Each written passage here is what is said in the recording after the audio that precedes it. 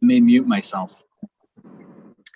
Good evening. Tonight is January 18th, and this is a Board of Education for the Town of Guilford Operations Committee meeting held jointly with the Board of Finance Committee to discuss the 2022-2023 Board of Education budget.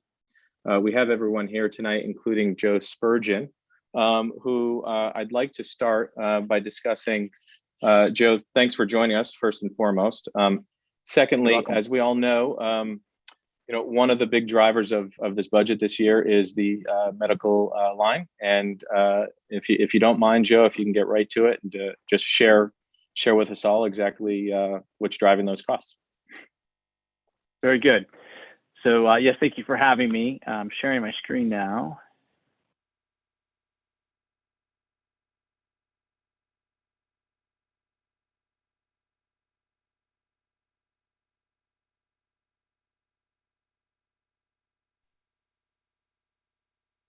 We've got it, Joe. Okay, so everybody's got it? Great. So we're going to walk through a couple of things this evening. First, we thought it might make sense to look at historic claims. As a self-funded group, for those of you who are on the phone, I think you probably all understand this, Guilford is a self-funded employer-based plan for health insurance and for dental coverage. The town and board are rated together as one risk pool. We do not pay premiums to Anthem. Instead, what happens is as your employees incur claims, Anthem has access to your bank account and draws those claims and pays the providers. We utilize Anthem technically as our third-party administrator. They negotiate provider contracts. They adjudicate all claims. They do any prior authorizations that are necessary. They handle enrollment changes for us. As well as handle customer service if your employees have questions. But you are your own insurance company. One of the things that we'll talk about in just a moment is stop loss, and one of the reasons one of the reasons why this year this budget is getting some more attention than in past is we have some changes in the way that Anthem's handling their stop loss, and I'll talk about that in more detail in just a little bit. But first, I'd like to kind of go through how our historic claims have run. For the Board of Ed members, this report should look reasonably familiar to you. This is the running claim report that I present to this committee often. This just shows you what your monthly claims have been going back to the July 2016, June 2017 plan year, which is also your fiscal year. You'll see in the top here, I talk about net paid claims. What that refers to is any claimant that has a claim over $150,000 becomes the liability of our stop loss vendor. It just happens to be that Anthem is our stop loss vendor. Most public sector entities that have Anthem use Anthem to be their stop loss vendor. The same is true if most public sector groups use Cigna, they have Cigna be their stop loss vendor. It's kind of a standard in the public sector that you tend to use the carrier that handles your third-party administration, but that's not necessarily have to be the case. We can and we will be exploring third-party stop loss options. But so when you see the term net pay claims here, what I'm referring to is these claims represent any claims that Guilford is liable for. So any claims over that $150,000 for any one member would not be reported in these numbers. They're just this is just your liability. A couple things to point out very quickly is what you'll see is that going back to 2016-17, then 17-18, then 18-19, we'll talk about 19-20 separately, and then even 2021, you'll see a decline in our claims, especially in this 3-year period of time. What that reflects is the migration through negotiations of both Board of Ed and town employees migrating to the HSA plan. So a lot of that, oops, sorry about that.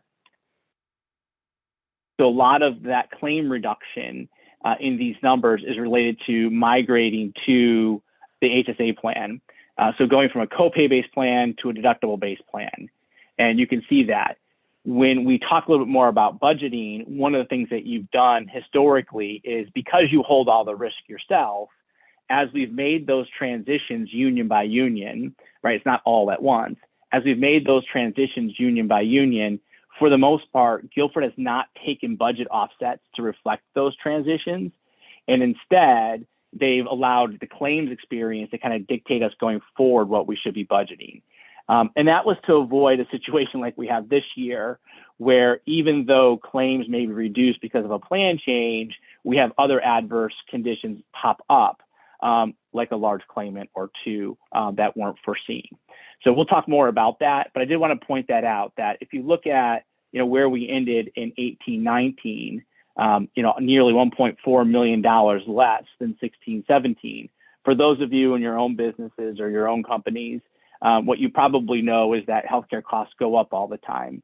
We aren't seeing that here, and you're seeing that in those first 3 years shown. And again, that reflects that migration to the HSA plan for the most part. There's other things that impact that, change in enrollment and things like that as well, but for the most part, that's reflecting the migration to the HSA. In this 1920 year, I will talk about specifically, what you'll see is April through June were extremely low months. Those months should ring a bell for you. Those were during the COVID shutdown. And all plans, not just Guilford, but all plans across the country saw a significant reduction in claim expenses in those months. So we know, and you'll see on the next page, where 1920 ran significantly better than projection, and that was really directly related to those shutdown of the healthcare industry. When we look at that, there's really two things that occurred to shut down claims. One was we had deferred services. So if you had a knee replacement scheduled for April 30th, and the healthcare system for elective procedures was basically shut down, that got deferred into some other time frame. Most of those services we found out were made up in the next 6 to 8 months once things opened up about July 20. The other way that we had reduction in services, we actually had avoided services. Things like, less people weren't going out, so we had less ER utilization. So we had less services overall. Unfortunately, one of the services that we saw a decrease in was preventive services. We had fewer preventive services. People weren't going out. For the most part, that is coming back. Although what I would say in the industry, what we're seeing is a slow increase back to normal. You in Guilford are seeing a quicker increase back to normal as far as claim dollars are concerned, but it's really related to large claimants.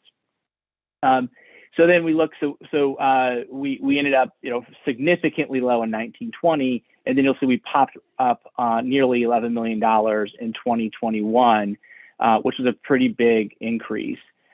If you talk to other individuals in your positions, they might say, hey, what do you mean, Guilford? Our claims aren't going up at the same level that you're talking about. And it's because we are seeing a significant increase in significant change in large claimants that's driving a lot of our increase. And we'll have more information about that. Just want to talk about year to date. So when we do renewal projections, I'm jumping a little bit ahead, but I just want to make sure you understand this. When we do renewal projections, we use your actual claims. So we use the most recent 12 months of experience. Right now, we're using claims through November to do our claim projections. As we get December, we'll drop December of the previous year, and we'll use December of 2021. And as we get January, we keep dropping a month. So we're always using a 12-month window of time. So looking at a 12-month, the reason why I kind of like this report is it shows you you're kind of running, it shows you your full plan year, but you can also see you're running 12 months. What you'll see is that we had a very low November, which is helpful. I was happy to see that. I am a little concerned. I do not yet have December claims. I am a little concerned that that could be an anomaly month. It could be because of the Thanksgiving holiday, less services were in November, and we could see a larger pickup again in December. Once we have those claims, we'll look at that and analyze it. But I do want to throw that out there that we did see a low November. If you look at the last almost year, really the next lowest month was the November before. So we'll want to keep our eye on that. We do average out claims here. So like the total claim dollars, we can see a drop in the average claims in that 3-year cycle, including 1920, and then that pickup again in 2021. One thing I'll talk about 2021 as well is that because we are nearly all HSA now on the town and board side, there are a handful of employees that are still in copay-based plans, mostly on the town side related to some contractual issues for police and fire related to heart hypertension. What I do want to point out though is that because of the way the deductible works, we know the first half of the year and even continuing into the second half of the year, claims are going to be lower as folks haven't hit their deductible. And then as folks start to hit their deductible, we see an increase in claims. So this average is a straight average. It doesn't take into account any what we call deductible seasonality. And that'll show up again a little bit on the next page. As I go to the next page, what this page tries to show is where we ended versus where we expected to end. So this top row of data, starting with 13.2 million, continuing all the way over to 11.3 million. That was our expected claims. That was the claim base that your budget was set on. Similar to our other sheet, what I want to talk about here is we did not adjust this number for the migration to the HSA, right? We said we're going to budget based on whatever the renewal forecast was predicting and not take offsets due to the HSA migration. And that's going to prove to have been a good strategy from a reserve perspective. I'll just note here that in the 21-22 column, this is through November, this expected number, what I do is I just take the 11.3 million, divide it by 12, and then multiply by the 5 months of the plan year. This is not, again, adjusted for deductible seasonality, right? So we'd really, expect that number to be a little bit higher, a little bit lower actually, because we know folks haven't hit their deductibles yet. We then bring in our gross claim numbers. So a gross claim is any claim that was incurred by the employee, whether it's over that stop loss attachment point or not. We then back out any excess claims for stop loss. So I'm going to pause here for a second and just point some things out here. We have significant losses in Guilford, nearly $2 million, 1.5 million, 1.8 million, 1.4 million, over $1 million last year. Year to date, we're low at 141, but again, it's early on in the year. If you look below on this line here, hopefully you can see my mouse. What we do is we just bring in the premium that we pay for stop loss. So in the 16-17 year, we paid $886,000 in stop loss premiums. We had nearly $1.9 million in losses. You can see a pretty big jump in 17-18 to 1.3 million. We still had nearly 1.5 million. In 16, is that double at 67? That's just 18-19, sorry. This is 18-19. 18-19, we had 1.3 million in premiums and 1.8 million in losses. And it really wasn't until that 19-20 year, which was the COVID year, that we actually had lower losses than what we paid in premium. Last year we did as well, but all of those years of losses have led to increases in our stop loss. You have some consistent large claim activity that occurs every year. We've been very successful in negotiating with Anthem in the past to keep those stop loss premiums down, but that's going to become an issue for us this year. And I don't want to bait you a little bit, but I'll talk more about that when we talk about the budget projection. Again, and then year to date, we're at $141,000 in losses, but I expect that to grow as we have more claims. We then compare our expected claims to our net claims, right? So after stop loss, and we have a differential here. So what you'll see here, 16-17, we outperform projection by 12% or $1.6 million. 17-18 was a large number, $2.3 million at 17%, another 2.2 at 17%, and then a very big in our 19-20 COVID year of 2.8 million. Again, that was a strategy to budget based on the renewal, enrollment, and claims, not adjusting for the HSA. In theory, and I know there's finance people on the phone, in theory, this money, right, this differential is helping to fund your reserve, which again will prove to be helpful as we talk about the budget projection. It was a good reserve strategy. Our stop loss, if I didn't say it, it's $150,000. It applies to medical and prescriptions. Dental is not part of the stop loss. Dental claims aren't significant enough to worry about it. In the second section on the page, what we do is we just want to show kind of the impact of large claimants. And what you can see, if you look at the 16-17 year, of the nearly $7 million in net claims, 4.2 of that was related to a high dollar claimant. Here we're going to refer to a high dollar claimant as anybody who had claims over $50,000. So that would include anybody over stop loss as well, but anybody over $50,000. Your non-high dollar claimants were 7.4 million. Here we talk about members. So on average, you had 1,490 members on the plan. A member counts the employee and their dependents. So if you're a family of 4, you'd count as 4 members here. You might hear me at some point talk about contracts. When we talk about contracts, we're just counting the employee. So in that same example, a family of 4 would be 1 contract, but 4 members.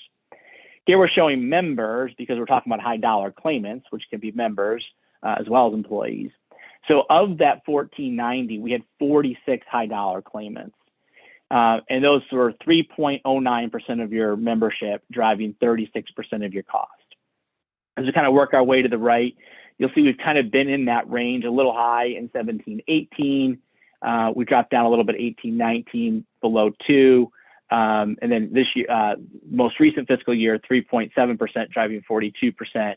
Again, this year is kind of immature so far, so I don't take a lot of credit with that number. What I would say is that on average, you know, we're seeing many employers that have about that number, 2 to 3%, sometimes higher, driving in that 40% range of high dollar claimants. I think what we'll find in some other information we talk about on the next few slides is that we have some significant large claimants that are driving a bigger portion of this going forward. And in this last line here, I just bring in your highest claimant of that year. So you can see we had in 2 years, we had a claimant that had claims over $1 million, 555,000 for 17-18, 570, and we're at 209 year to date. This next slide, what we were just trying to look at here is because we've seen such a shift in claims, we just want to look at average claims over the last 6 years over that same reporting period. And so claims have averaged to be about $12.3 million over those 6 years. And then we just show what the average, what the percent change is year to year. So claims for 16-17, and these are expected claims, by the way, not actual, they're expected claims. Claims were expected, went up 1.64 in 17-18, down in 18-19 by 7%, down again in 19-20, down again in 2021, and then up slightly for 21-22. On average, in that 6-year period, our expected claims are actually down 3%. If you compare 21-22, so the 11.3 to the 13.2, we're down nearly $2 million, or almost 15% in your budgeted claims, right? So that is a great thing to be able to say, you know, that we've done a very good job managing the plan. And again, a lot of that has to do with the plan design changes. You know, it's harder to control large claimants, but it's easier for you to negotiate plan changes in your union negotiations. I could take a pause here if it's appropriate to see if anybody has any questions on claims, because the next slide, what I'm going to do is I'm going to pop up, I'm going to bring up the projection and talk about where we're going forward into the projection in the projected year. I can't see everyone, so I don't know if there's anybody monitoring. All right. Paul, can you see everybody on the screen? I can't see everybody, Joe, but this group is usually very comfortable just chiming in with questions. I'm going to say hearing none that you should keep moving forward. I'm sure we'll have some after the projection. John, does that make sense to you? Yeah, I'm looking for any hands. It doesn't look like anybody's chiming in, so go right ahead, Joe. All right, thank you. Okay, so this sheet will look familiar and will look new to probably most of you. This is how we do our claim projections. As I talked about a little bit earlier, What we do when we do a claim projection is we look at the most recent 12 months of claims, right? You're self-funded, you're responsible for your own claims. The best indicator of future claims is the most recent 12 months of claims. So whenever we do claim projections, we're looking at that most recent 12 months. On occasion, if we see anomalies, we might make some adjustments to that. I'll talk about that in the first column, but for the most part, we're always just looking at the straight 12 months of claims. This first column, I'm going to break these into 3 boxes. This first column on the sheet is our current year, the 21-22 year. So that's our base year, right? It's what you're comparing our to be budgeted 22-23 claims to. When we did that projection, we only actually used claims through October. We always look at updated claims experience. If it helps the projections significantly, we'll make a change. If not, often, because this is the budget that Paul often presents, we'll use the numbers that are first available when we first do initial projections. But we do look at this on an ongoing basis, typically all the way through about March. So we'll even do projections as late as April with March claims. This top box here, we'll look at history. We then talk about large claim information here, which will be an important part of our conversation. And then down here in this third box is where we actually do the claim projection. What I think I'll do is I'm going to walk through the second column, which is our claim projection for 22-23, and then I'll just talk about in comparison row by row. I think that'll be the most efficient way to go through. So right away, what you'll see is our gross claims. For November 21, we were at $12.2 million, which is up 13.52% versus gross claims through October 20. Now, right away, you should say, well, wait a minute, Joe, we know that some of those October claims were low because of COVID stay-at-home protocols. So what we did in this current year's budget, so last year about this time, is what we do is we create a completion factor. And basically, this is 9.14%. What we said is we think this $10.7 million number, almost $10.8 million number, is 9% lower than it would have been had we had a normal year. So really what we are basing the projection off of is not the 10.6, but 11.75. All right, so we increased the 10.6 by 9.14%. We are not using completion factors anymore. We feel like the industry, the market's back or is making its way back. No need to do any significant completion factors. So our 12.2 gets compared to 11.7 or 4% increase in gross claims. What we do on this next line, you'll see less non-enrolled large claimant. We have a lot of large claimants in Guilford. We have one on the plan in the running 12 months who's no longer enrolled on the plan. It was a high claimant, $234,000, so it was a stop loss claimant. And so we decided, which is very standard in the industry, that what we would do is we'd back that claimant out from the projection. They're no longer on the plan. Why would we include them in the projection? If you only had 1 or 2 large claimants, we might not do that, right? But because you have several large claimants, we feel comfortable that we can back one member out from a renewal perspective. We back that one member out. We get to 2.02% increase, which everything's sounding great at this point. What we start to see here is in the excess claimants. So because you have stop loss, right, these are all gross claims, we aren't going to project forward your gross claims, right? We're only going to project forward what you're going to be liable for. So this excess claim line, what that does is that backs out any claims over the $150,000. So if Joe Spurgeon has $300,000 in claims, what's going to happen is this is going to back out $150,000 of my claims, right? So 150 of it up to that stop loss level stays in the projection. We back out the amount that's over the stop loss attachment point. What you can see here is a significant drop in the number of claims that we're backing out. So claims are up 2%, right, after we make those adjustments, but we're backing out $700,000 less in claims, which then, when you look at our net claims, is up 9.56%. So that's having a pretty big impact on the renewal, is the fact that we're backing out fewer large excess claimants. Here we talk about your experience period contracts. So this is number of employees or retirees. You don't have 6,300 on the plan. This counts all every member once for every month that they're active on the plan, right? So on average, you have in the 500 range, and that'll be important when we talk about below. And we then just create a per capita, and this per capita is going to be the base of our comparison. So what you'll see is a slight drop in your experience period enrollment. So that 9.56% increase in claims really becomes 10.43 on a per capita basis. In this box here, really it ties up top, but here we just talk about the number of large claimants and then how much is over the 150,000 and then how much are we backing out. And what you'll see is in the current budget year when we did the projection, we backed out, there's $4.7 million in claimants over 50,000 on 32 members.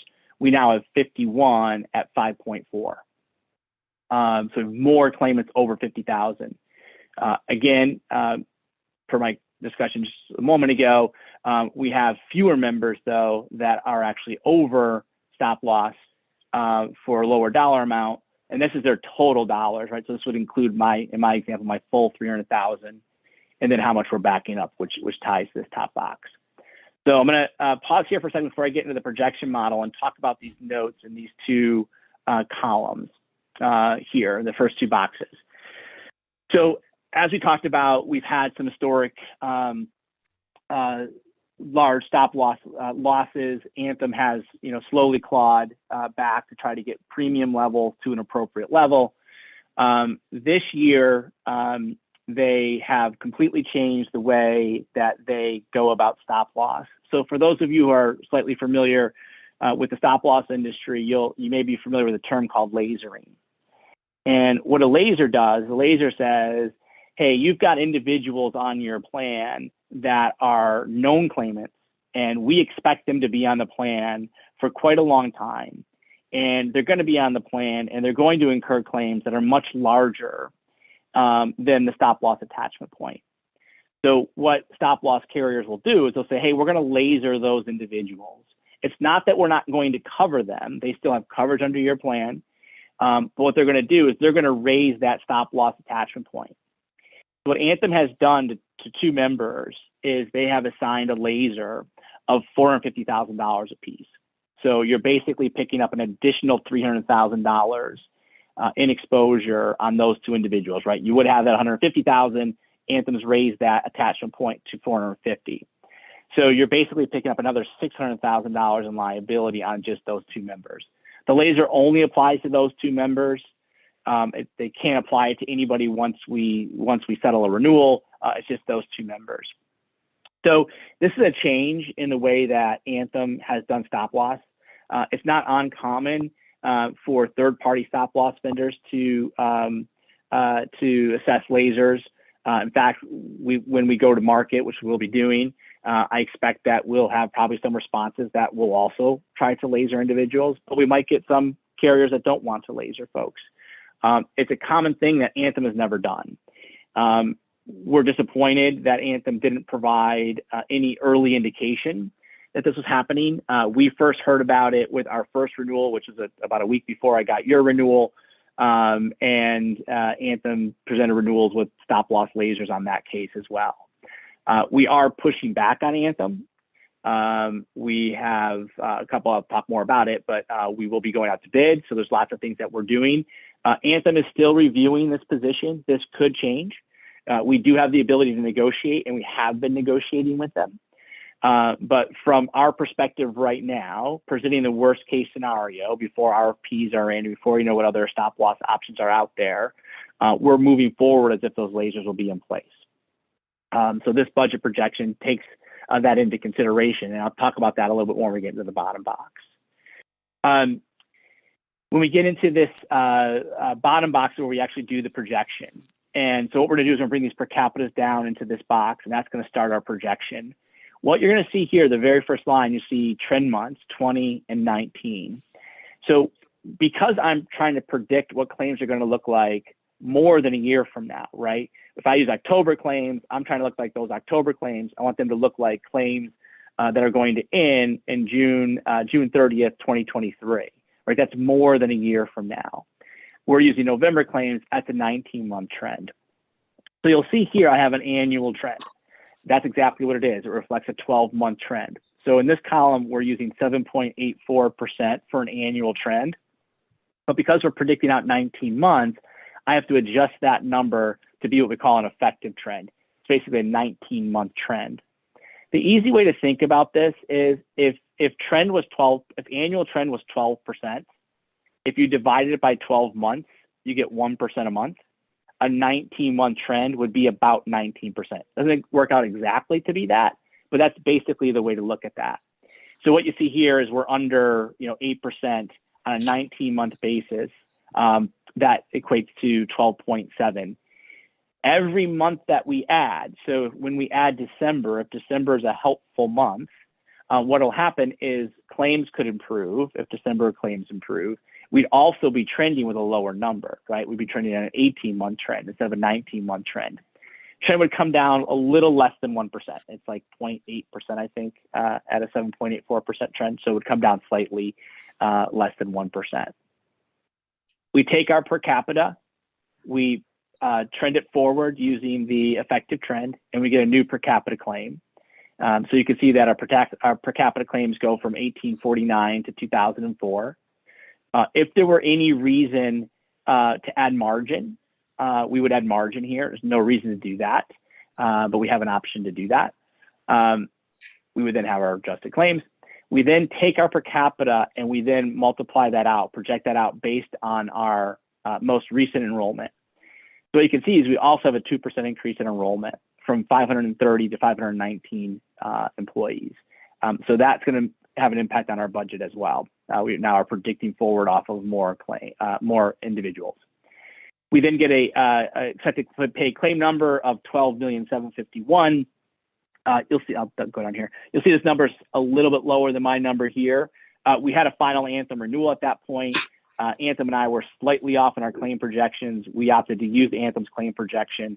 I'm not concerned on $11 million if we're off by 1% or 2%. This just kind of forced us to get to Anthem's number. We're still working off of our claim projection here, so there's no adjustments to that. No other reason than that right now. This note is important. What we decided to do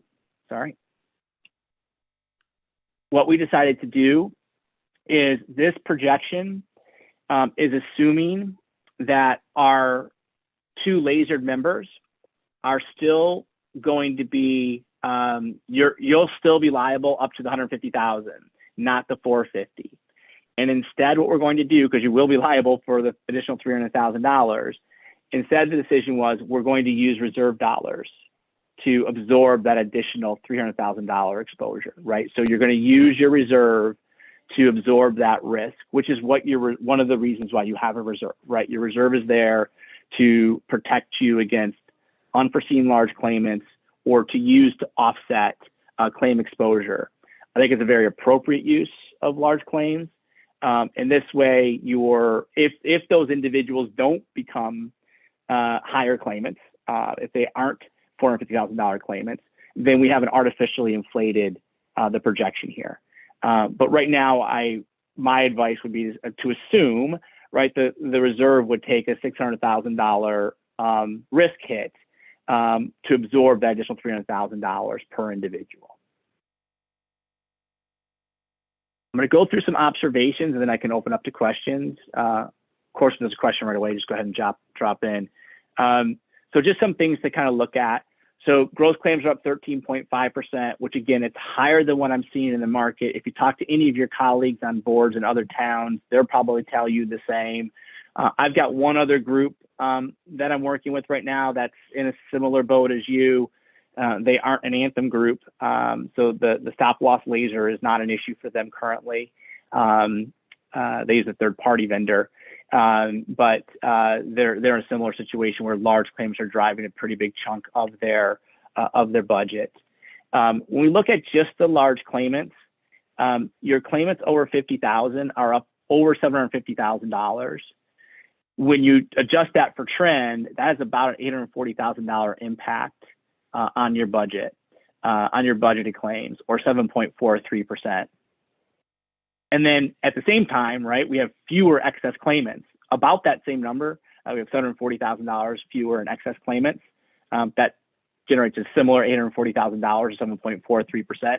you can't really add these two numbers together because, right, they're all large claimants. So some of those large claimants could have been the fewer large claimants in here. But what this is showing is that we have a significant impact on the budget because of these large claimants. It's driving probably most of the increase. That increase in current enrollment, it doesn't sound like a lot of people to go up 11 individuals, but that's worth about $265,000, right, or 2.3% of your budget. Again, your reserve levels are favorable based on your historic reserve strategy, right, primarily not adjusting based on that HSA migration. So we are, I think, well positioned to assume that laser risk if necessary. And then lastly, some next steps. So we will continuously be monitoring claims. So each month that claims come in, we'll be looking at them. We'll talk about what the impact of the projection is if we add a new month of claims experience. And then as importantly, if not more importantly, we have decided to do an RFP or what I call a market check.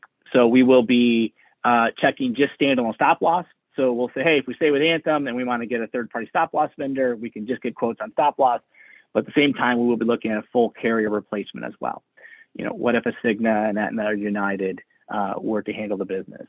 For the most part, when we talk about doing full carrier replacement on a self-funded group, right, really the portion that would be at impact is not your claims, right? It's really just the fees that are tied to managing the plan.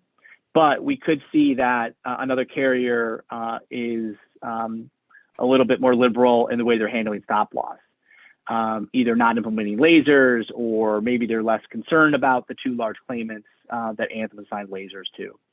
And again, we're continuously negotiating with Anthem. I think our local salespeople would love to get rid of the lasers. They aren't happy to deliver that message to me, as I'm not happy to deliver the message to you. But this seems to be a decision that's being made at the enterprise level, not the local Connecticut level, but above them. So we'll be doing everything we can to manage this the best that we can. With that, I can open up to any questions. Thank you, Joe. Appreciate it.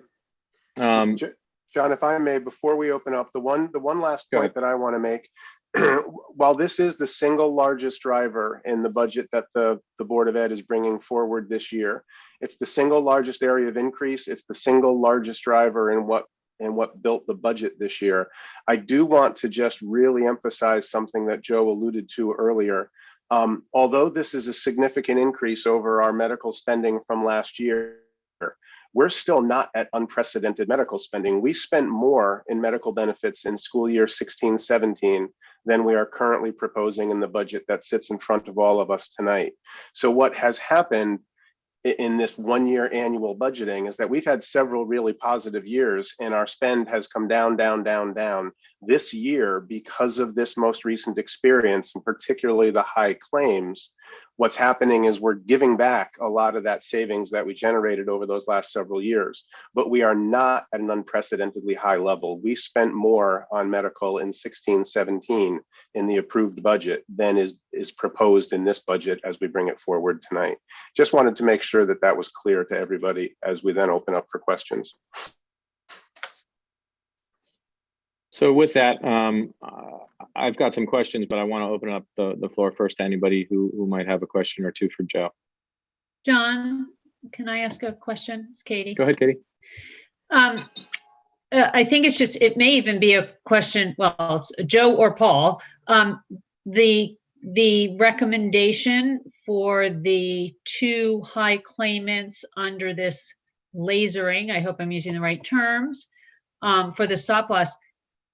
Paul, in the budget that you've put before the Board of Ed, is that $600,000 in the proposal, or is it already considered? Is the recommendation being assumed that it's coming out of the fund?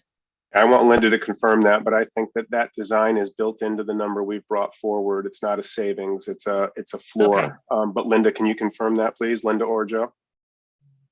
It's assumed that we will cover it out of the medical fund. Okay, so this is not like breaking, okay, breaking news. This Gotcha. isn't, no, this isn't good news. This doesn't generate a reduction. It's baked into the budget books you've already received. Okay, thank you.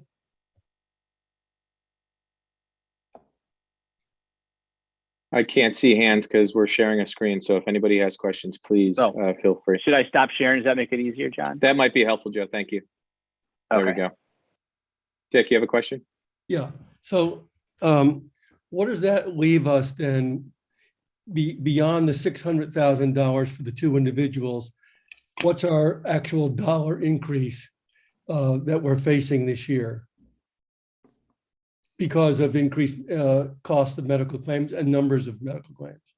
$1,463,732 is what we built into the school side of our budget increase.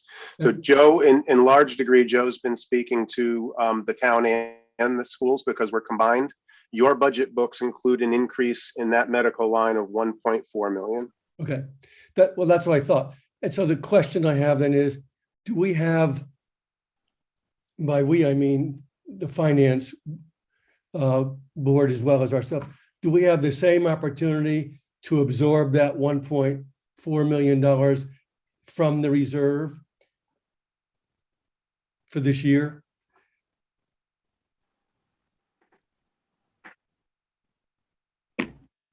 Mr. Ells, I'm deferring to you on that. Yeah, I was I was kind of wondering why no one was answering, and I guess I'll give this a shot. Ultimately, we do, except for the fact that one of my questions was going to be, we are always trying to be prudent with the fact that once you take that kind of level of reserve out of anything unassigned reserve, you got to find it next year. So that would be a major concern, especially with, though the reserve is healthy. We've got this $600,000 hanging pretty much over our head, plus another, right, if I'm not mistaken, another 1.5 of an increase. So it could be a $2.1 million around there pull out of reserve.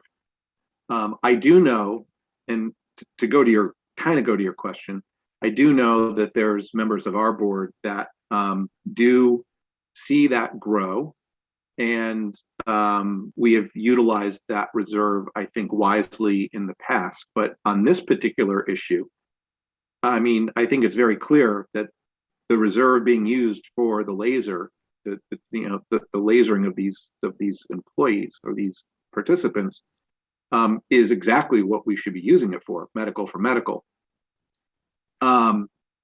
Joe, my question, and again, this is one of those crystal ball questions probably that cannot be answered. Could this possibly be considered a one-time occurrence? And this is not to say that we would start leaning towards pulling anything out of reserve if it is, but what could be the impact next year and the year after and the year after that? Obviously, with this going back up and leveling off, maybe it then just becomes back to, a 5% increase or 6% increase next year. Now we're talking about, well, maybe it is prudent to use some of the reserve, but not all of it. So, Joe, I don't know if you can answer that, or anybody else who's been dealing with all of these issues, because it's obviously a very important question to answer. Yeah, I can answer part of it. You're right, it's a crystal ball thing. But let's just say we accept the lasers and lasers are around forever. Then we will always be exposed to lasers. But those are always based on members, right? So the vendor, the stop loss carrier, will look at that and say, if one of these members comes off the plan, one of them's a little bit older, so they might become Medicare eligible and come off the plan in the next year and a half, then that person will no longer be lasered, right? So that could change your exposure. What I think I was thinking about when we talked about using a laser, and I think the rest of the group using the reserve to kind of cover the lasers, I do think it's a very appropriate use. This also buys us some time because this was thrown at us, such a last minute thing. This buys us time to see what's the market going to be able to do. Are we going to get better options from the market? And then even if not, right, if we end up staying with Anthem and having to accept the lasers, at least gives us a year to kind of prepare. How do we want to deal with this going forward? And it could be we feel our reserve level is perfectly fine to absorb those going forward, or maybe there's some other strategy that you'd want to entail to deal with the lasers going forward. But I think given where your reserve is today and the kind of quick nature of this coming up is where we had the discussions about why don't we rely on the reserves to kind of offset those increases, that risk this year. Thank you.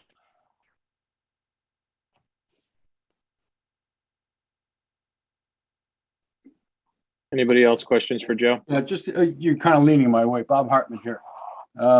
You mentioned that this is something relatively a new approach by Anthem, and that you just mentioned the marketplace, you might go elsewhere. Is this an industry norm? Are we?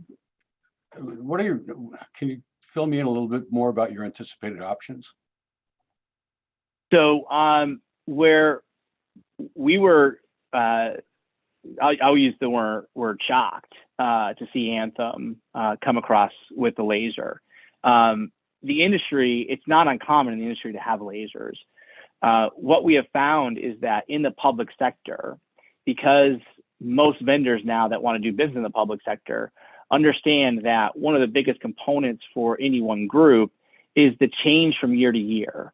And I don't mean to minimize how much your plan costs, but if you're $11.3 million in claims, that's your budget, and it goes up 5%, then your issue is the 5%, right? It's not the 11.3 anymore.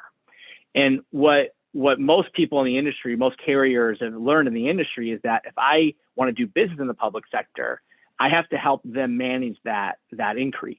And lasers, right, throw such a wild card at you that you really can't necessarily absorb a laser in any 1 year. The other client that I referred to, they and you wouldn't get this high. Their laser is going from $500,000 for stop loss to $1 million, right? So they're picking up $500,000 in exposure. So as far as the industry is concerned, if we look at Anthem and Cigna, they have never implemented lasers kind of forcefully like Anthem is here. We've had discussions with both Anthem and Cigna in the past about, hey, could we choose to put a laser on somebody and significantly reduce our stop loss premiums and just be willing to absorb that risk through our reserves or through budgeting? When we've done that actually did in Guilford. When we've done that analysis in the past, it didn't make sense. It was better to kind of keep stop loss where it is. When we do RFPs, we ask, right? One of the questions that we ask is, hey, will you implement lasers? And so we ask two questions. Will you implement lasers upon inception? So if Cigna picks up your business, are they going to put any lasers on it? And then will you also implement one upon renewal? And often what we see is the carriers will say, okay, we reserve our right to put a laser in upon inception because that's known risk. That's not our problem, right? It happened before we were involved. But a lot of times they say no on renewal, right? And because they understand the impact of that budget. So that'll be one of the things that we will work on as we do the RFP, again, full carrier replacement as well as stop loss. But if you were in the private sector and you're talking to stop loss folks, right, you will hear the lasers are fairly common in the industry, but very uncommon in the public sector. And I have several, I have two, but I've had more. We have two clients currently that use third-party stop loss vendors, and neither of them have lasers. There's a no new laser provision on both those cases. Real difficulty for us is if this does become common practice in the public sector, budgeting for medical is going to become much more like budgeting for special education. It's going to become as volatile as our special education budgeting, and that just caught us by surprise this year. We were not anticipating a $1.5 million increase after 4 or 5 years of flattened decreases. Totally took us by surprise. Joe got yelled at a lot until I started to understand the laser component of this. I wanted to know why we didn't see it coming, and we just didn't see it coming. John, I have one of the things too that, No, Joe, go ahead. Okay, thanks. Okay. So one thing too about the private sector, right? So if a private sector plan gets a laser issued, they have a lot more flexibility in forcing plan change. So if an employer says, hey, we can afford an 8% increase in our budget this year, in our health plan budget this year. And because of a laser, we're going to go up 12. They could just force a 4%, reduction in plan design. They could say, okay, instead of having a $3,000 deductible, everybody's a $4,000 deductible now. You guys cannot do that, right? You're subject to collective bargaining agreements. And I think and it's not to take away from all the work that we've done, right? Because we've done the right work since 2016 and even a little before that. But you don't have that ability in any one year, right? To make a plan change to mitigate an increase. And so that's where I think the laser really has a bigger impact on public sector groups than it does on the private sector. To be fair, I'm glad that we can't make that kind of change. Last thing I would want to do in this current environment is start taking away benefits from our town employees. I'm glad that's not a conversation that can even be on the table. Katie, and then Moira, I saw your hand. Yeah, so Joe, forgive me, but you are always so good and patient at explaining this. Back to your a slide a couple of minutes ago, specifically excess claims. The in-force, right, was 1.5 million and the projected 800,000. And I just want to make sure I'm understanding this. So that the first number, the 1.5 million, is based on claims through October 20th. Yeah, so that's the current budget year, right? So that's this current 21-22. And so when we did that projection, and if you look at Katie, if you look at the second box below, right, those 9 members that accumulated almost 3 million, 2.88 million. Right. Of that 2.88 million, 1.5 of that was over stop loss. Right. Okay. If you look at the column next to it, we have fewer people, right? So even though we have more over 50, we have fewer that are going over the 150,000. But it's a projection based on actual experience most recently. Correct. Okay, thank you. It's just making sure I understand how all that works. Okay, so that lots of numbers there. So thank you for asking. Yeah. Okay. Moira, go ahead. Thank you. I already know the answer to this, I think, but I want to present it and put it out there to Paul and maybe Joe and maybe even Matt. The Connecticut Partnership Plan, I've just, started to understand that better, but that's probably not a consideration because of our bargaining units, but I'm just curious, has that even been contemplated or something like that? I know we're going to go out and try to, do an RFP process, but I'm curious, is that just something that would be immediately shut down? No, we're open-minded. We looked at it a few years ago during negotiations with the Teachers Association. The Teachers Association and the board agreed. We both agreed it should be looked at, and it will be considered as part of that market check or the RFP. We don't know if it'll be the right fit, but we're absolutely open-minded. If it can get us the same level of service at a better market price, then yes, we're open to that. Okay, great. It's too early to say what it's looking like at this point, but we're open to it. Okay. John, if you wouldn't mind, Joe, you might be able to comment on this, but there are some challenges with that plan and the funding levels in that state plan they've experienced similar conditions to what we are seeing here today.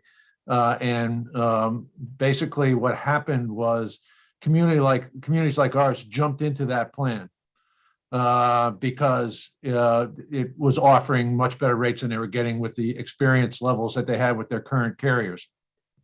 And Joe, you can confirm this, but I think that plan is now facing significant challenges relative to keeping costs anywhere near flat or similar to the numbers we're seeing here.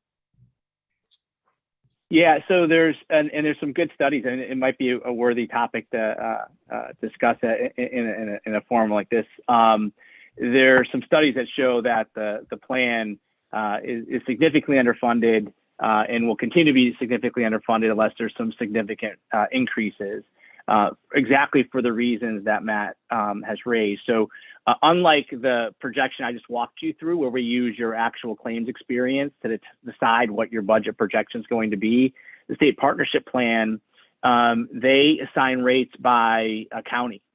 So if Guilford and Madison, next door to each other, your claims are $11 million, their claims are $8 million, you go to the state partnership plan, you pay the exact same rate. And so what we've seen happen is that, to Matt's point, is groups will look at it and say, oh, okay, I'm 11.3 million on my own. I can be 9 million in the state partnership plan. I'm going to go to the state partnership plan. The problem is your employees don't get $2 million healthier, right? And so now the state absorbs that $2 million. Now I've had these conversations for years. The state has, to their credit, managed trend or lower increases year after year, but there is concerns about their current budgetary outlook going forward. They did just this just came out, Matt. Not sure if you heard about this. They used their COVID money. They used a good chunk of it. I forget the dollar amount. I can find it, and they actually put that into the state partnership plan reserves. It was a significant dollar amount. As Mike mentioned earlier, that's a fool's errand because that money needs to continue to show up year after year.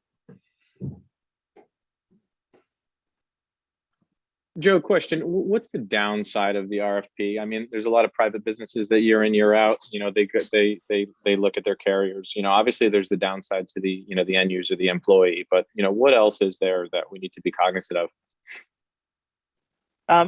So really the only downside is just timing and making it happen.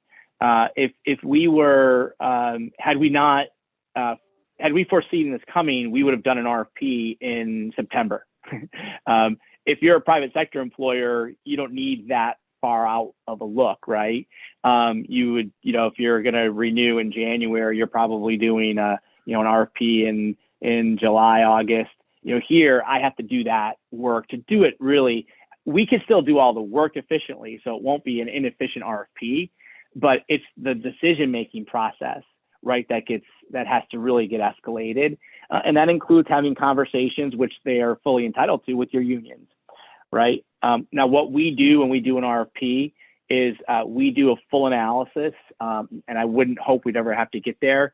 But basically what we would be prepared to do is say to the town and the board, okay, here's all of the carrier responses.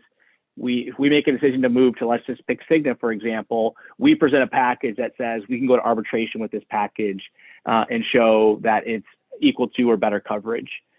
So we wouldn't recommend you move to a carrier that couldn't meet the standards that you'd have to meet in order to make the unions move. We have, so I did have a conversation, not specifically about Guilford. I did have a conversation with the CEA. They have someone like me that does union consulting, and I put him on notice that Anthem has implemented lasers. He was equally shocked, and just said that you may see more RFPs from me later in the cycle than you're used to. So he's at least aware of that.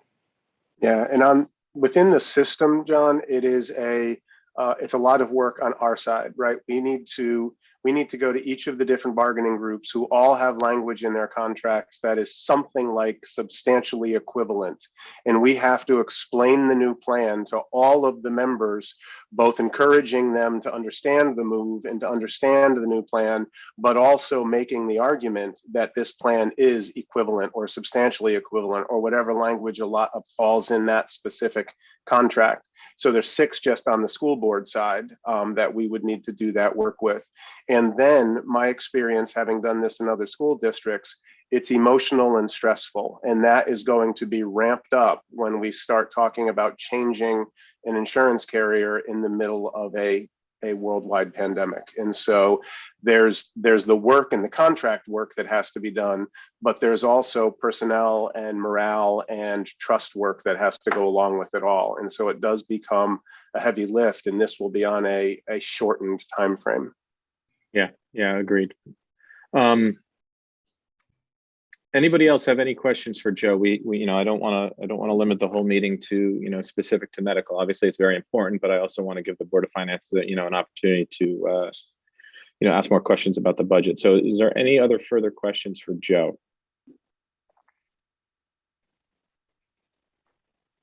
Okay, hearing none. Joe, thank you so much. Really appreciate it. Thank you, Joe. You're welcome. Hopefully we'll get some good news shortly. Sounds good. Thanks, Joe. Bye, everybody. Take care.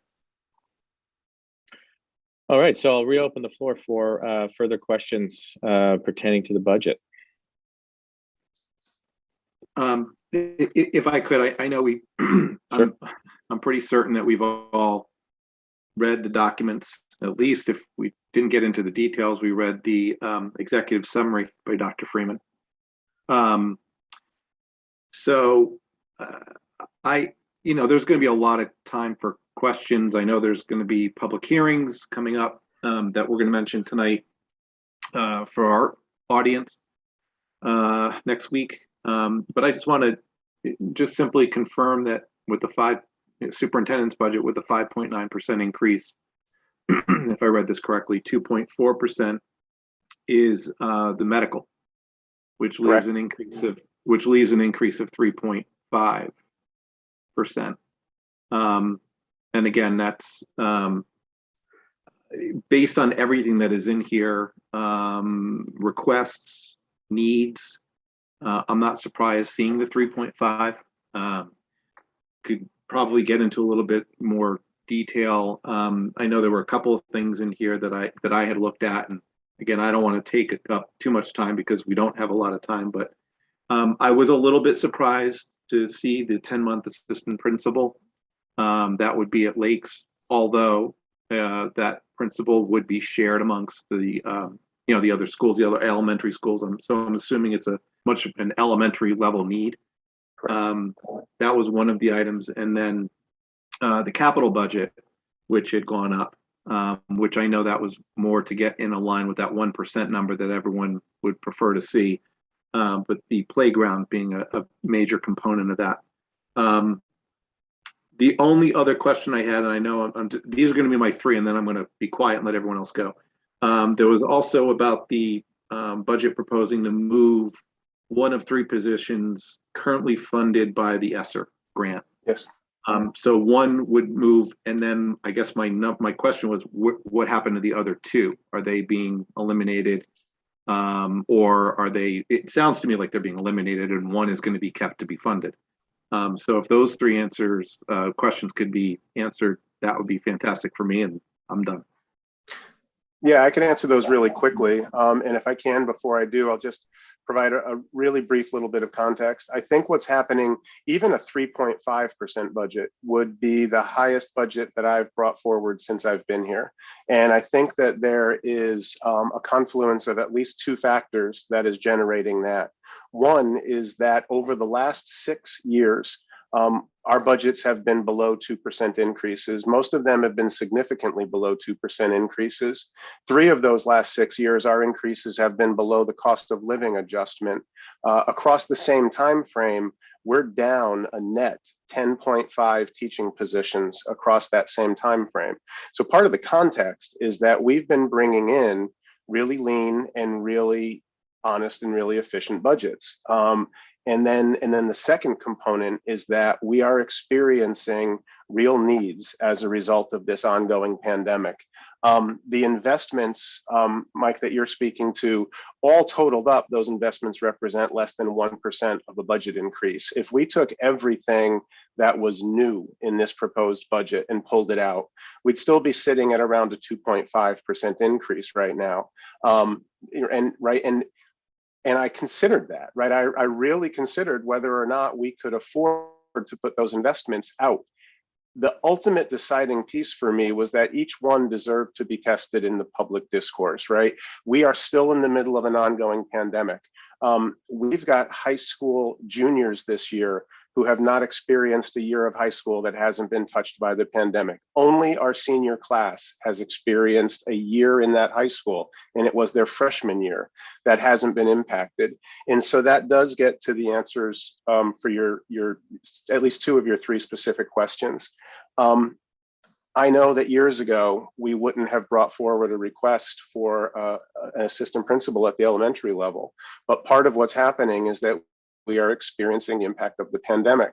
Students are coming in who have impacted instruction. They've lost contact time, they've lost continuity. What we're recognizing is at least as significant is that they've had impacted socialization opportunities. So across the school level, we're experiencing behavior concerns. We're seeing needs that are popping up that are requiring a greater level of support. Lakes Elementary School is the target for that position specifically, if not if not only, because of two factors. One, it's about 100 students bigger than the smallest elementary school. If the smallest is at 250, Lakes is closer to 350. That's a significant difference when you're talking about that scale. And secondly, it houses two district-wide programs, the district-wide preschool as well as the district-wide special needs program. So Lakes has more students, it has more teachers to meet the needs of those students, and it has more specialized programs. Those all create additional administrative needs as well. There's more parents connected to the program. Parents of students in special needs programs require more support and more contact and more communication. There's just more of everything. And then this year, and it's not unique to Lakes, it's happening across the district, but there's more behavior and there's more education outside the classroom about how we get along that needs to take place. What used to be referred to as classroom management, we like to talk about it as learning as well. So 3-4 years ago, I wouldn't have brought this recommendation forward, but this year we do feel that it's an important request. While it will be housed at Lakes for all the reasons I just explained, the other component of it is that if one of the other elementary principals needs to be out for an extended period, then this AP would be built in to backfill in those other settings. While we have had a principal out on extended medical leave this year, we've had to pull a special education administrator to go in and cover in that space. So those are the reasons behind that one. The social worker, there are 3 positions in the ESSER grant this year. The ESSER grant has at least another full year ahead of it, and there's talk at the legislative level about extending it out to 24. So no, the other 2 positions don't sunset. They're still in the ESSER grant. The idea of bringing one out of the grant and into the operation budget is to soften the cliff when we get to the end. And if it does extend over to 3 years, then the ideal design would be to bring one into operational budget this year, bring one in year 2, and only absorb the third one when the money actually sunsets and runs out. The other 2 positions are a second social worker. We continue to see increased social emotional needs across the district, and one is an English as a learned language position. Our students who are in school and learning English at the same time are some of the ones who have been most impacted by the pandemic. And so it's the first time in Guilford history that we've had a fully certified teaching position to support English language learners.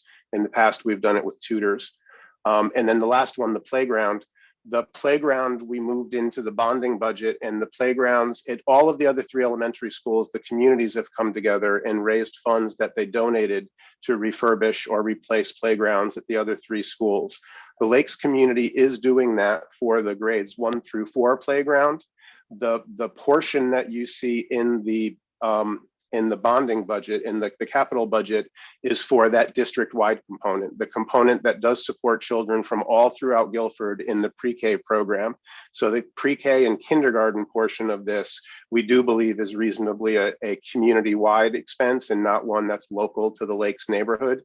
And so the number that you see there would cover the complete cost for the pre-K kindergarten, and it would cover the groundwork and the site work that would go into the actual 1 through 4 playground, which we covered for all of the other neighborhoods as well.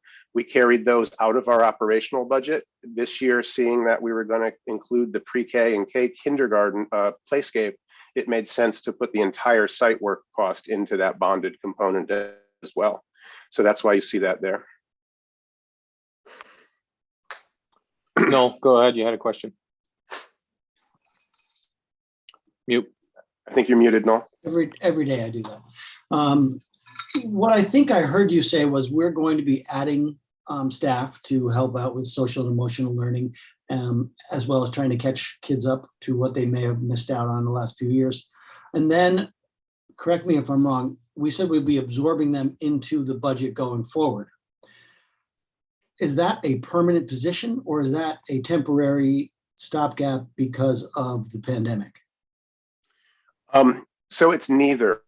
I don't see the social emotional needs as being unique to the pandemic. We've been building that arm of the organization for some years now. I mentioned that we're down 10.5 positions, teaching positions over the last 7 years. that's a net. While we're down 10.5 overall, we've increased coaching positions, special education positions, mental health positions, because it continues to be a growing component of what we do. So no, I don't see them. And we worked really hard not to put more positions into the grant, because you put FTEs into a grant, you absorb them. It is really hard to let go of them at the end and to say, pandemic is done and finished. All the impacts of it are done and finished. We don't need this support anymore. But all of that being said, we do an evaluation of every FTE every year. Nothing is permanent. So what we do every year is look at the positions that we have, measure them against the enrollment and the needs.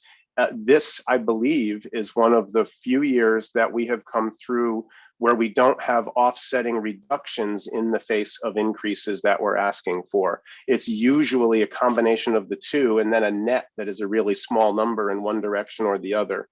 This year is unusual in that we don't have offsetting reductions. We're always adjusting and we're always making those moves on the fly. Some of them are warmly received by the community, and other ones turn into extended dialogues, like a music position last year. A suggestion last year to reduce one music position at the elementary level because of the enrollment study we had done, at the middle school level, turned into one of the biggest conversations of the budget cycle, with the decision to make that one change. We do that every year. Nothing's permanent. And I do have a question on the ESSER I'm fund. so sorry. I'm very rudely going to interrupt. I want to make sure that the Board of Finance has an opportunity to ask questions, because the Board of Ed will continue to have opportunities to ask Dr. Freeman questions, if you don't mind. Excuse me for interrupting my colleague there.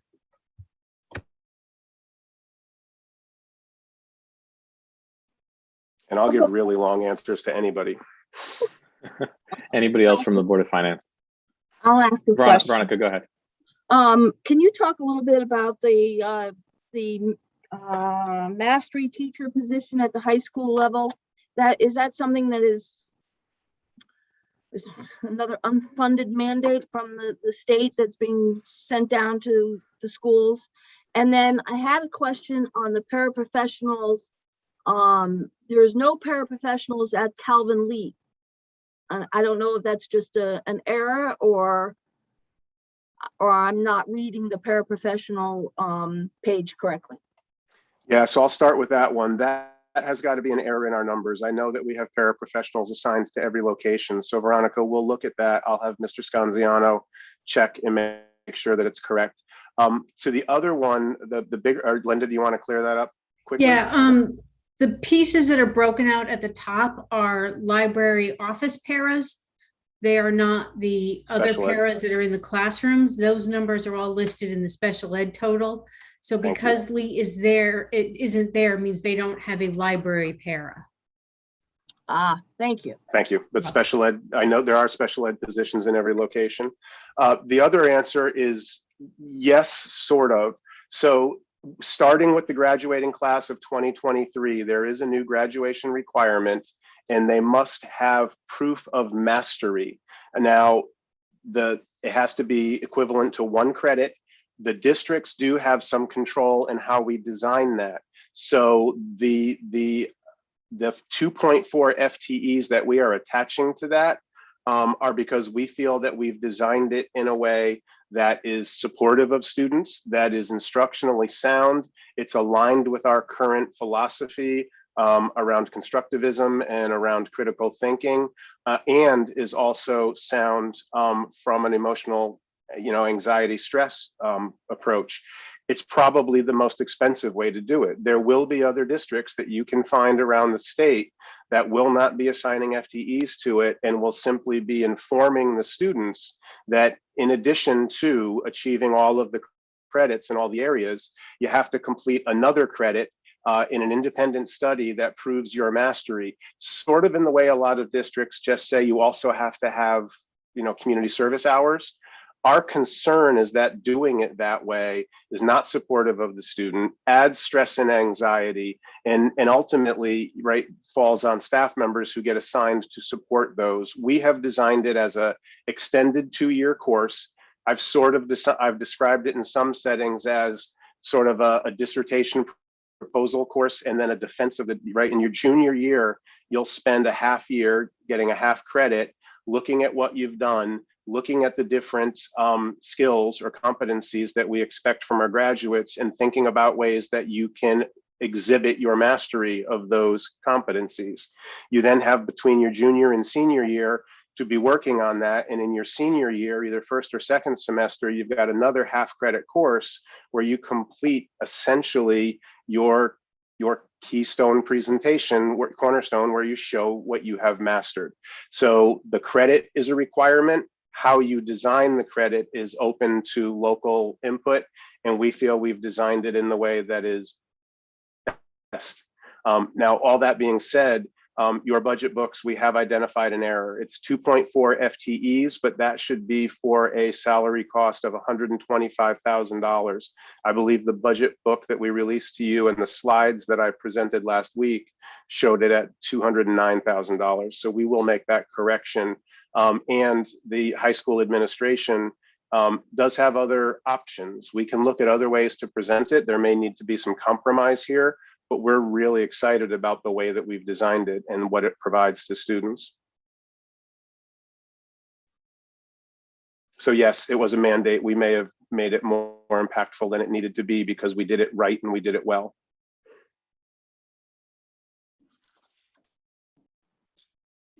Board of Finance, any other questions? Yeah, anybody else on the board? Finance? Just quick, just an overall generalization, because I've managed to miss this. You're always we're very keen about coaches, the value of coaches. Will there be any changes there? And is the teacher to coach ratio going to change? Yes, minimally. We are looking to add one additional coaching position this year. In addition to that add, we're redesigning 2 other existing coaching positions. It continues our work leaning away from literacy solely, but into math and STEM areas. Designing 2 positions and adding this third will allow us to stretch math coaching into the high school for the first time, and it will begin to provide support in science in the STEM areas K through 8 for the first time ever.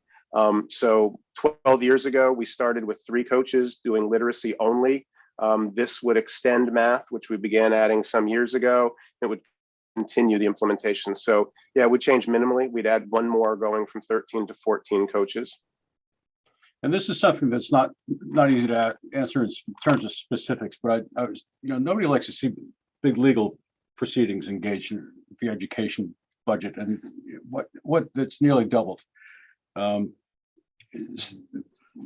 are we expecting? So there's a lot going on. We've got regular negotiations that are part of moving forward.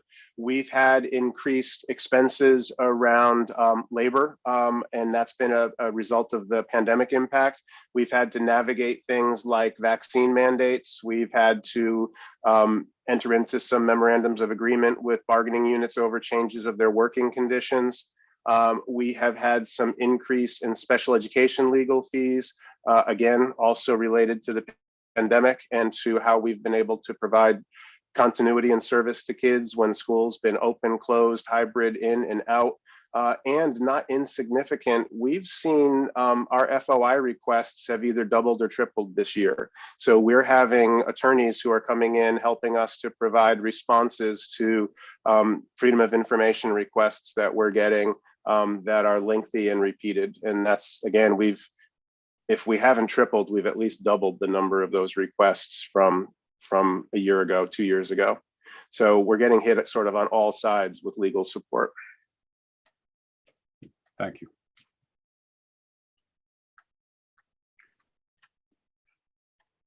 And legal always ends up being a line that I'd rather spend first rather than spend later. I'd rather spend a little bit money up front and make good decisions than spend more money on the back end.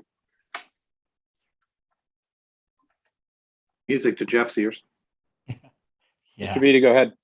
Now, one thought that, or one thing I noticed, there was an increase in the paraprofessionals, but that's in part with the redesignation of the teacher residency program into that area of the budget. But there is an increase in the kindergarten paras. Was there any thought given to increasing the number of paras in the other grade levels, particularly the elementary schools? Yes, there was a lot of discussion and thought about it, and we held off essentially because of the overall size of the budget proposal coming forward. If we were sitting on a budget year and we were looking at an increase below 1%, then you very likely would have seen increases in the para lines as well as some of the other ones. We ended up having to make some really forced choices just on the investments that we did bring forward, and we bring those forward very aware that they may not all continue moving forward. But we've made some difficult decisions just to get where we are at this 5.9, and that's one of the areas where we thought we could reasonably hold. We would have increased if we thought we had the ability to do so. Thanks.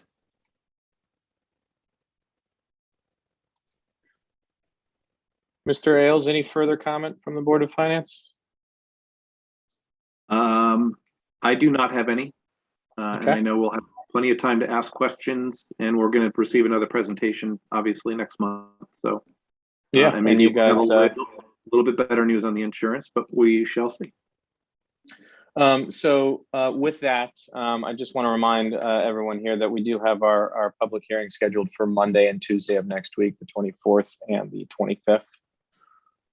If there's no further comment, do we have a motion to adjourn? John, I'm sorry, real quick. Are those Zoom? Those are going to be Zoom. Yes. Zoom. Moving forward, everything is Zoom until that's further what I thought. notice. I want to confirm tonight when I make a mention of it. Good question. It will be, obviously they will be structured so folks can share their public comments. So they will be interactive Zoom meetings. If you know you just want to watch, you can watch it on YouTube, but they will be interactive Zoom meetings. Dr. Balistraci, did you have anything to add before I made a motion? I did not, thank you. And my apologies to my colleagues again. I wanted to make sure that Board of Finance members had a chance. And I know we'll have several more opportunities to ask questions. So I certainly did not mean to cut anyone off. But I know we as board members continue to have a lot of questions as well. So we will continue asking them. I'll just restate that if any of my colleagues before our next meeting want to send me their questions, I am forwarding them to Mrs. Trudeau, to Dr. Freeman, et cetera, so that we get answers that all of us can see together, and just making sure that our questions are answered as we're thinking of them. We've received 14 or 15 to date, and we spent some significant time today working on those. We expect you'll have your first sort of rollout of those 14 or 15 answers tomorrow, Thursday at the absolute latest, and then we'll keep that as a rolling living document as questions continue to come in. And if I may, sorry, Mr. Del Ventura, just add for the public, these are things that we can then communicate out, answers we can communicate out to the public. In some cases, they're, clarification. In some cases, they're questions about what's behind numbers. This is not trying to be not transparent. And in fact, again, we will communicate out. It's just a way, as each of us is diving into books, to make sure that questions get collected so we know what they are and we can get answers, and our administrators have time to prepare answers before our next meeting. Thank you, Katie. Thank you, Board of Finance. On behalf of our board, thank you for the last couple of joint sessions. I know the public doesn't necessarily know that we do all these meetings, but they do tonight. So thank you very much for your time. Thanks, everyone. Your input. Thanks, everyone. Motion to adjourn, please. So moved. Second. All in favor, please. All right. Thank you, Board of Finance. Have a great night. Thank you, everyone. Thank you, Board of Ed. Appreciate it.